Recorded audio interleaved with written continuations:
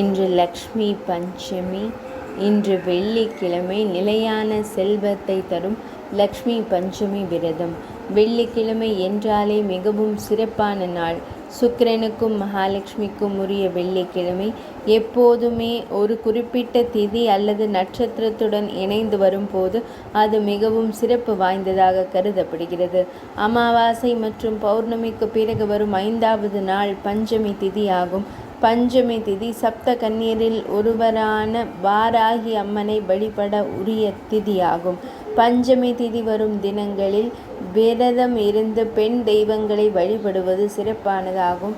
பொதுவாக பஞ்சமி என்றாலே அனைவருக்கும் வராகி அம்மனை வழிபடுவதுதான் நினைவிற்கு வரும். ஆனால் வெள்ளிக்கிழமையில் பஞ்சமி இணைந்து வருவதும், அதிலும் வளர்பிறை பஞ்சமி வெள்ளிக்கிழமையில் வருவது மிகவும் சிறப்பு மிக்க நாளாகும். எந்த மாதத்தில் வளர்பிறை பஞ்சமி வெள்ளிக்கிழமையில் வந்தாலும் அதை ஸ்ரீ பஞ்சமி என்று கூறுவார்கள். இது அன்னை மகாலட்சுமிக்குரிய மிக அற்புதமான நாளாகும். இந்த நன்னாளில் அன்னை மகாலட்சுமியை வழிபட்டால் செல்வ வளம் பெருகும். நாம் செய்யும் காரியங்கள் அனைத்தும் வெற்றியாக முடியும். கொடுத்த கடன் திரும்ப வரவில்லை, மனதில் அமைதி இல்லாமல் இருக்கிறது, எந்த காரியங்களை செய்தாலும் தடைபட்டு கொண்டே இருக்கிறது என்பவர்கள் ஸ்ரீ பஞ்சமி நாளில் பூஜை செய்து வழிபடுவதால் மகாலட்சுமி அன்னை எப்போதும் தங்களுடன் நிரந்தரமாக வாசம் செய்வாள் என்பது ஐதீகம். லக்ஷ்மி பஞ்சமி. சித்திரை மாதத்தில் பல்வேறு விழாக்கள் விரதங்கள் இருக்கின்றன. ஒவ்வொன்றும் ஒவ்வொரு வகையில் சிறப்பு மிக்கவை. அதில் ஒன்றுதான் திருமகளுக்குரிய லக்ஷ்மி பஞ்சமி திதி. பொதுவாக சில விரதங்கள் நட்சத்திரத்தின் அடிப்படையில் கடைபிடிக்கப்படுகிறது, சில விரதங்கள் திதியின் அடிப்படையில் அனுசரிக்கப்படுகின்றன. லக்ஷ்மி பஞ்சமியானது திதியின் அடிப்படையில் அனுசரிக்கப்படுகின்ற ஓர் வழிபாட்டு தினமாகும். அன்னை லக்ஷ்மி தேவியை வழிபடுவதற்கும் அவளது அருளை பெறுவதற்கும் பல விரதங்கள் இருந்தாலும் லக்ஷ்மி பஞ்சமி விரதம் மிகவும் முக்கியத்துவம் வாய்ந்தது. இது சித்திரை மாதத்தில் வளர்பிறையில் 5வது திதியான பஞ்சமி தினத்தில் இந்த விரதம் அனுஷ்டிக்கப்படுகிறது. இது திருமகளுக்குரிய வழிபாடு என்பதால் இதனை ஸ்ரீ பஞ்சமி என்றும் ஸ்ரீ விரதம் என்றும் அழைப்பார்கள். லக்ஷ்மி தேவி செல்வத்திற்கும் செழிப்பிற்கும் அதிபதியாக இருப்பதால் இந்த விரதம் தொழில் வளம் பெருகவும், பொருளாதார முன்னேற்றம் ஏற்படவும், குடும்பத்தில் வறுமை நீங்கவும் கடைபிடிக்கப்படுகிறது. விரதம் இருப்பது எப்படி? காலையில் எழுந்து நீராடிவிட்டு பூஜை அறையை அலங்கரிக்க வேண்டும். பூஜை அறையில் ஒரு பலகையை வைத்து அதில் கோலமிட வேண்டும். அதன் மேல் செம்பில் நீர் நிரப்பி மஞ்சள் தடவிய தேங்காய் வைத்து அதை சுற்றிலும் மாவிலையை வைத்து கலசமாக அமைத்திடுங்கள்.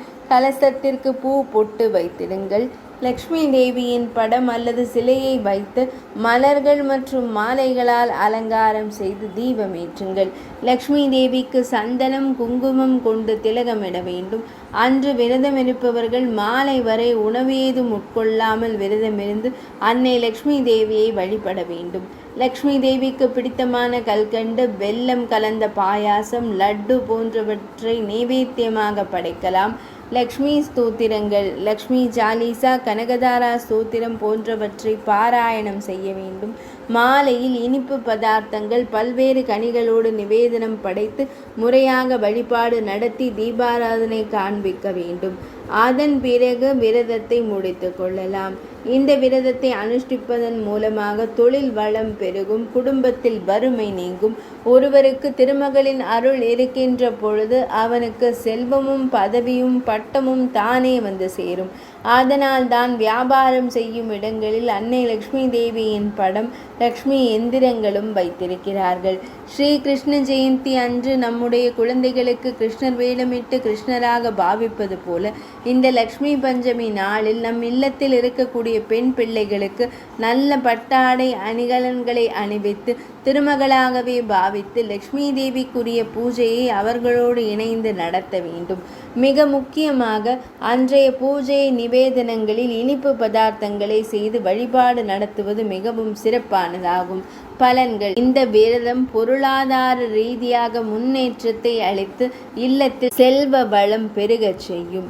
கஷ்டங்கள் மற்றும் வறுமை அகன்று இல்லத்தில் மகிழ்ச்சி நிலைத்திருக்கும். வியாபாரத்தில் நல்ல லாபம் கிட்டும்.